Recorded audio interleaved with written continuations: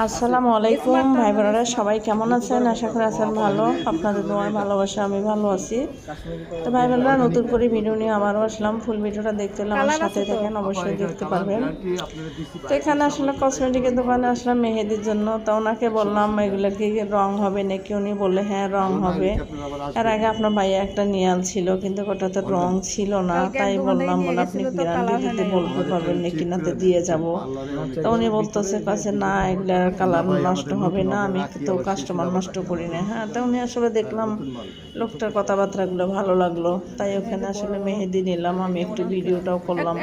তো এই মার্কেটের ভেতরে কিন্তু অনেক কসমেটিকের দোকান। আমি এই মার্কেটে কোনো সময় আসিনি, আজকে সর্বপ্রথম আসলাম। তো এটা আমার বাসার সাথে, বেশি দূরে না, আমার বাসা থেকে 1 মিনিটের পর।